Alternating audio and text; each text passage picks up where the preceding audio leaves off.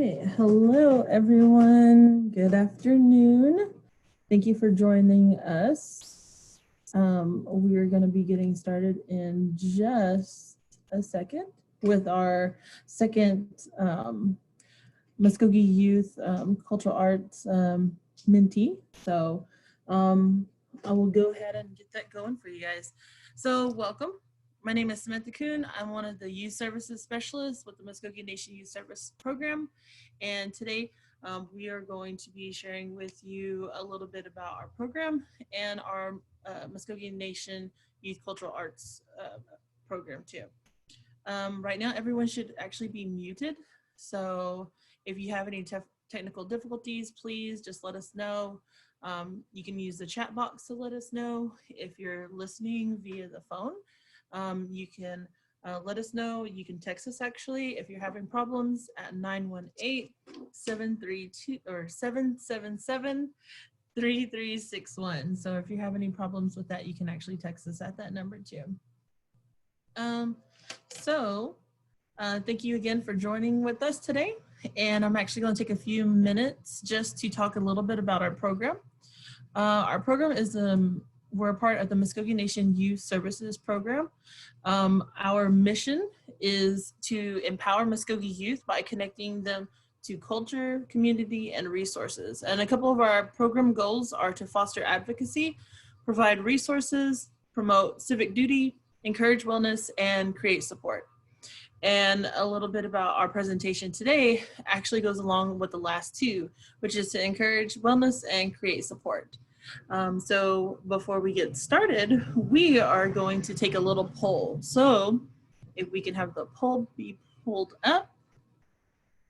In our audience, we want to know who's watching today. So if you are a youth, ages 24 and under, go ahead and click that for us. And if you're an adult, ages 25 and up, go ahead and click that for us too.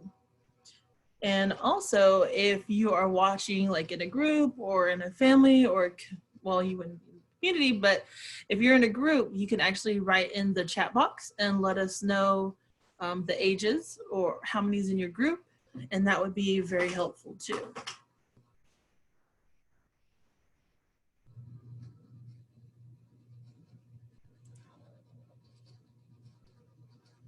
All right, looks like we got some people still clicking and letting us know.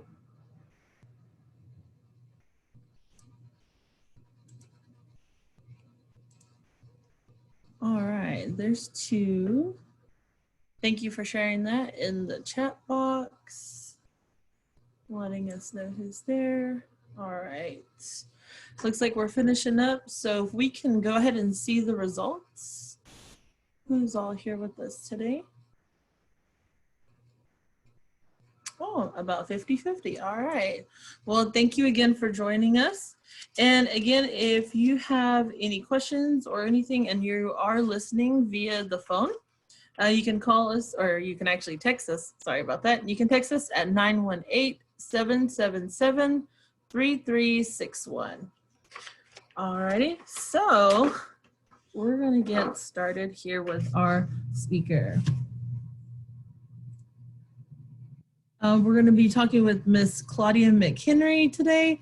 She's going to be talking a little bit about traditional cooking and sewing, and she's going to talk a little bit about herself and share about her journey during this time. Claudia? Hey guys. So if we go to the next slide, I'll tell you a little bit about myself.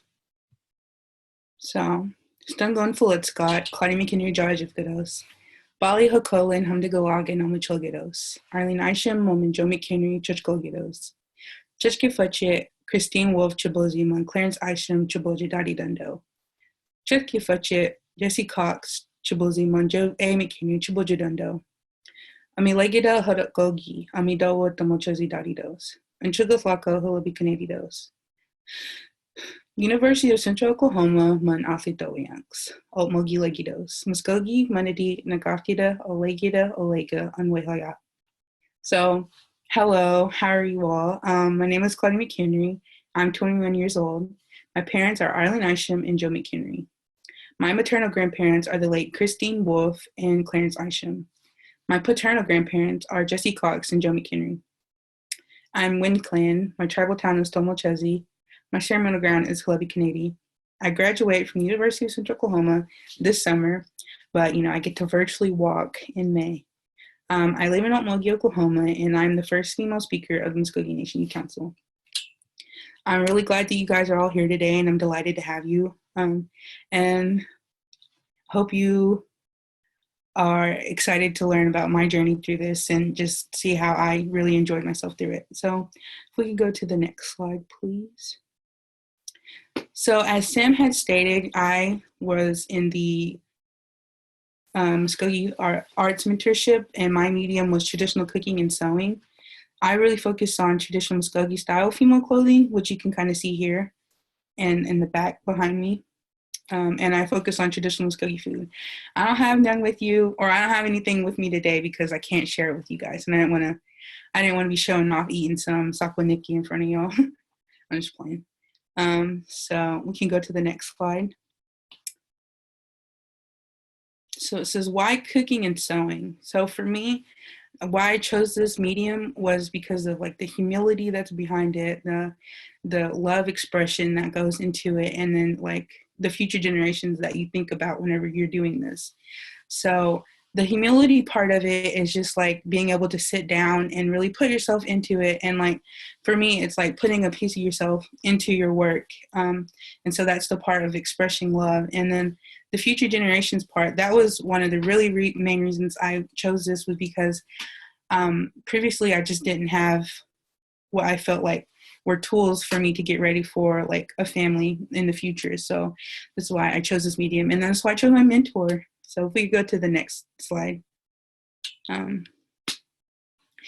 mentor, as you guys can see here, her name is Eugenia Carol Thompson.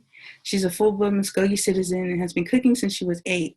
Her experience as a child, along with asking elders, led her to provide for her family and build a legacy. So that right there, that was, what I seen, and I was just so awe-inspired by it, and I just wanted a little piece of that for myself. So knowing Carol from her community work made me very interested in her and her story. Attending events around the community and seeing her work and experiencing her food, I knew that she was somebody that I wanted to be someday, or possibly. The experience she has with her family is something that I want for my future family. So that's why I chose her. So the next slide. In history, traditional Mvskoke clothing has evolved. So like just like anything, we don't still wear what we wore in the 80s. Things evolve, and so it's the same with like Mvskoke clothing. In the past, like during the Mississippian culture, they didn't have cotton and stuff like that, so they wore what they had in their vicinity, in their area, and it just has evolved since then. So that's what I'm really working on, like the now of our Mvskoke culture, or our Mvskoke dress. And so items of clothing have meaning. Like with the Mvskoke top, this ruffle here, I was told that it represents the female turtle shell. And on a female turtle, on a female box turtle, she has ruffles on her shell at the bottom, and that's like to attract mates and stuff, and so that she is a female. So that's what it says. That's what it means whenever clothes have meaning. And also like there is meaning in ways of like where you pick your fabric, the colors that you choose and what they represent to you, like just different things. Like people sometimes have the medicine colors on them and stuff like that, so they really express the meaning in the clothing. So traditional Mvskoke food is eaten today, but it's not the original traditional food, not fully. Like, we're still not eating things that we had way back then in like the Mississippian period, because it's evolved just like clothing has. But some of the strongholds of our culture is still eaten today, like sofki. So if we go on to the next slide. Some tools and supplies you will need. So I had 2 different mediums and like the same thing. So on the food side, you need ingredients for the recipe. You need a recipe, and you need cooking utensils. Those are very, very important parts for it. I learned that within this mentorship, because like I won't lie to you guys, and I'm still not the best of cooks.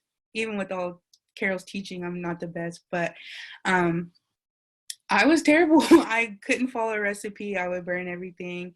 It was a mess. But just being able to be guided by her and like know how she does things and prepares things, it's helped me. So on the sewing side, some supplies and tools you need. Oh, can you go back? Sorry. No. Yeah, sorry. So oh, okay. Technical difficulty. Sorry, guys. Some supplies is you'll need a sewing machine, obviously, and like I had just mentioned previously, you'll need a fabric and ribbon. And so the fabric and ribbon is pretty important if you really think about it, because it expresses you. It expresses like the colors that you choose and the way that you arrange ribbons and stuff like that. It's pretty important. And then the desired pattern. That's very important. And that's something I found out within this mentorship, is that a pattern is needed. Because in my past, it was like I just saw something and I knew I wanted to make it, and I tried, and it came out looking similar, but it was not what it needed to be. So that was something I was thankfully able to learn. And then so the most important thing that I believe that you should have whenever you're making something or putting yourself in this position is patience and a clear mind. Because if you go in there with like a fuddled mind, it'll come out in your work. You'll see it. And then if you have that mindset, then it'll come out even more whenever you see that you slightly messed up, and it'll just make the whole experience not very happy or negative as it should be. So that's why I feel like you should have that. So if we can go to the next slide, the process. So we'll go. Whenever we started, me and Carol, the first thing that we did was she brought out one of the most famous dishes of Mvskoke people is Sofki. So she knew where I was. I didn't know where I was, like in my the level. Like she knew I was base level, and so she started me at like base level teaching. And so if you see here in this picture, she had brought out Sofki, and it was uncooked, and she really sat me down and she told me, like, the basics of like cooking and making stuff is like to have your senses in it. And so we took this time and we were feeling the corn and stuff, and we were sorting out what's not cookable and what's not. And I was able to just sit there and get a feeling for like the corn and stuff. And it was a really good lesson. Like I could still even feel the feelings I had there. Like I was just so like odd, because in the first lesson I was just beginning to see what all goes into things. And so it was really fun, and it was a good connection in just the first lesson. So we'll go on to the next slide. This is the first dish we actually made. You can see I got my little hand in the flour. One of the things that Carol told me when we first started is if you have a bag of flour, you can make anything. And that was really true, because we made a lot. So the first dish that we made biscuits and gravy. It was really fun. I took as many pictures as I could. So if you go to the next slide, we got to fellowship over the meal that she helped me make, and it was really fun. It was a really good connecting feeling to be able to sit there and enjoy what like we created together, and we got to talk and just really build and bond. And so I really cherish that. If we go to the next slide.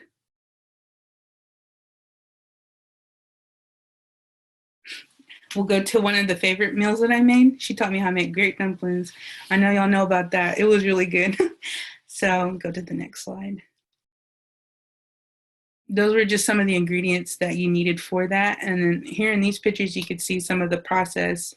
You could see her guiding me and showing me how, things are to be done. And in the easiest way. Like I can recall now, like back before this mentorship, how hard I made things on myself because I was not taking my time. I was trying to get it all done all at once, and it was just chaotic and stuff. But through her process and her teaching, I was able to learn to take things slow and take my time and really put care and patience into it. And you could see, even though I say, take time slow, I'm cooking 2 dishes over there, but we got it and it was good. So you can go on to the next one.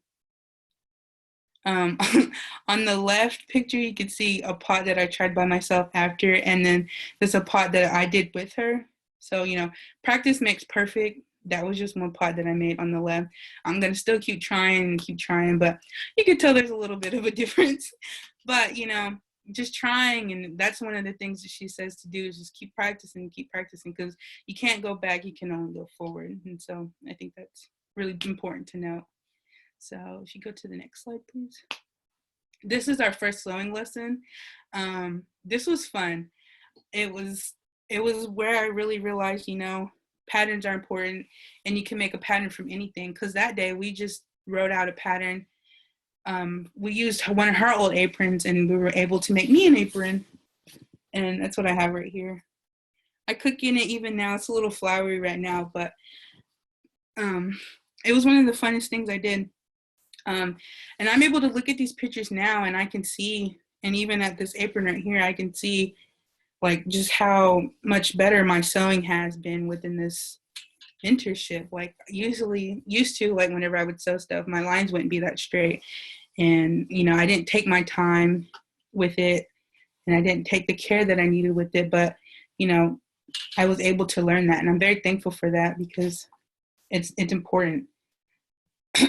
Not just for like whoever I might be making the skirt for, or whoever I might be making the item for. It's important for me because it's a kind of like a mental health care thing, you have to take care of yourself so you won't be harming other things, like, your creations. Because like I said, if you don't have a clear mind and you're fitting over, or like you're in a fit over something that you messed up on, it's just not going to make you happy. So we'll move on to the next slide. This is a picture I took of her. I don't even know if she knew I took that, but she was teaching me patterns. The pattern we have outlaid here is for a ribbon shirt. It was so cool when she brought that stuff out to me, because she has like a bunch of patterns for everything. She has so many patterns, like it was so hard for her to find this again when we pulled it back out. But I don't know if you guys can see it, but like this pattern's really dated. She's had this since like the 70s. So that's just like, that kind of shows the care that she has for things, and like the importance it is. Like it's so important to her to keep these things, that she's had it since the 70s. I remember whenever she first pulled out the patterns, she's comfortable with patterns. She knows how to handle them and everything. And I had seen them and I held them and I was like, oh my gosh. And I was just like taking everything and then laying it down and then slowly pinning stuff in and then like cutting so slow. And she was just like pinning it and cutting it. She's like, okay, come on. So, that's just the kind of things I learned from her, is just like, to be careful and stuff like that. So if we go to the next slide. This is just a continuation of the same ribbon shirt. She was showing me, the importance of like following the steps on that pattern, really labeling stuff and making sure, you have it right. Because if you don't label stuff and you don't lay it the correct way, then everything will come like apart, or it won't look right. And that's a part of the patience and the clear mind thing. So if you can go on to the next slide. These are, if you look at that slide or that picture on the left, the far left, that was my first skirt I ever made.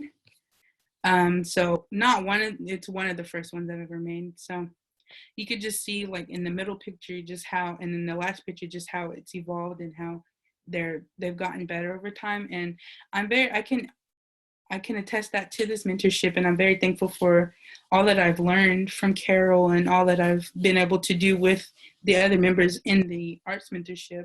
It's just been very rewarding, and I'm very thankful that I've had it. So yeah, we can go to the final slide. Some of the values and lessons I've learned is, self-understanding. I've learned compassion and patience. So those are very important things to have whenever, you start something, or whenever you're trying to improve on something. And I believe that I'll take those lessons and values in like anything that I apply myself to, because they're that important to me. So now's the time for questions. If you guys have any questions, I'm here to answer them. I think you're supposed to leave them in the chat. Yeah, you can leave them in the Q&A or in the chat box. So if you have any questions for Claudia or you want to know a little bit more about her adventures and her clothing. Or if you guys want to know more about the mentorship itself, like how you might get involved into it, because I think it's going again next year. Looks like we have a question. It says, do you have a space in mind for the second? Oh, sorry, that's just me. That was a different question. Sorry about that. Fine.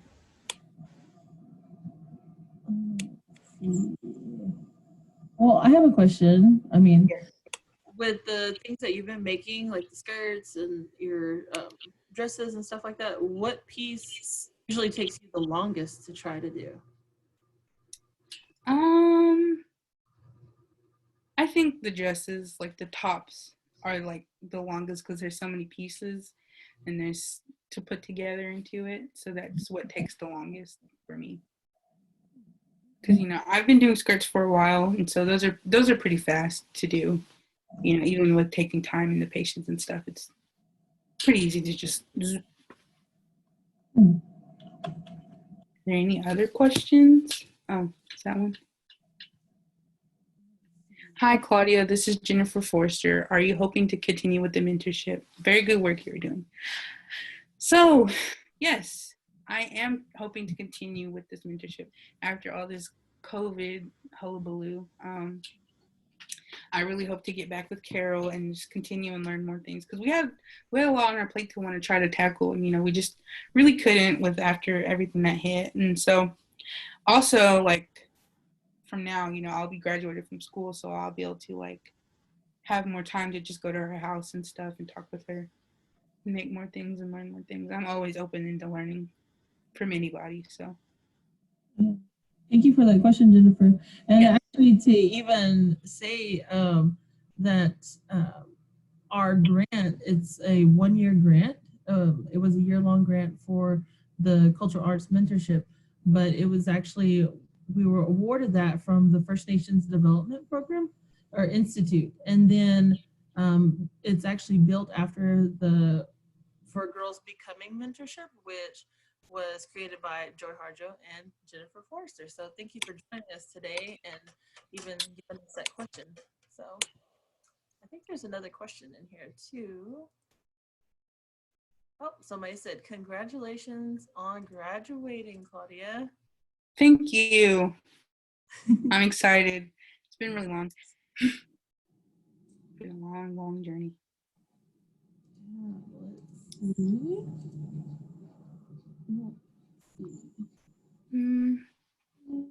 Other questions. Well, I hope I was able to teach somebody something or inspire them to try and apply for this grant. I think it's or not the grant, but for this mentorship, it's very rewarding. And I just don't know how to explain it because you can't learn these things in school. And also, this is something that nobody can ever really take away from you, like the things that you learn from people. So, Cassandra, what was my favorite food to make? I can't remember what food.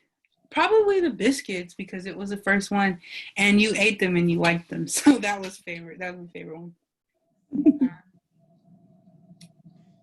Abella asked, if you could mentor when you're older, would you want to? Oh yeah, I definitely would. I think that's something that I do want to do because the information I have here, I wouldn't say it's like the most important, but it will help somebody, and I want to be there to help somebody. Like I feel like that's what I do in life is just try to help people. So next question. Very inspiring work. So glad to see you're learning and now teaching others. Thank you. Thank you. I wouldn't say I'm like an expert and like ready to teach people, but if somebody wants to learn and they're willing to sit down, then yeah, I'll tell them what I know. Hi, Claudia. What was the most rewarding part of this? The bond that I made with Carol. I believe that was the most rewarding part because I don't know. It's like I gained another family member for me on my side, you know, like it was just very, I don't know, like, whenever I was really young, my grandmother died. So like, it was like she was able to take on that role for me. And so that was the most rewarding part, because I got to create that bond and just learn so many things from her, and then like feel a genuine love from her. So that was probably the most rewarding part. Are there any other questions?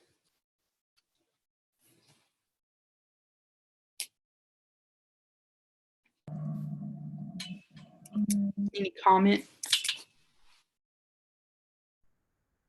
I really like to thank you guys for tuning in. It means a lot. I didn't think I would get 11 participants, and that means a lot. Hope you guys learned something. There's a comment in the chat box from Grandma Carol. She says she's very proud of you. She must be watching. Oh, I didn't know she was watching. I'm about to cry. We got ended. I'm about to cry. We're just playing. Yeah, we are almost finished. From Sheila, she said you did a great job, Claudia. Thank you. Yeah. And so, yeah, thank you, Claudia, for sharing that, because it was very insightful, and I too can connect on that. So I know a lot of other people can connect on the things that you've learned and the things that you gained, and of course, you know, getting to spend that with somebody that's wanting to teach you, and you're being teachable and everything like that. So that's amazing. I'm glad you had such a good time with this mentorship. Next week, we'll actually be doing another webinar with another mentee from the program. So make sure you stay tuned. And at the end of this, there's actually going to be a poll. So the poll should actually be pulled up. If you can pull that up for me, yeah. We'd like to ask, you know, how inspired are you to learn more about the Mvskoke culture? There's 3 choices for you, and I hope that you would take a look and go ahead and click that for us. And if you have any questions or you have any comments even afterwards, you know, you're more than welcome to give us a call. Our number is listed on the screen, our email, and you can actually go to our events page on our mvskokeyouth.com on the website and check out what we got going on, because it'll list the different webinars, different activities that we'll be doing, or digitally most of the time for right now. You can also follow us on our social media pages, Facebook, Instagram, Twitter, at Mvskoke Youth. And so we thank all of you guys that have attended, and I'm glad to see that there are people that are somewhat inspired and people that are very inspired to learn more about our culture and, of course, your culture. So thank you guys. Mado and Haram, Jihijatlis, we'll see you again. Stay safe, guys. Thank you for being here, guys.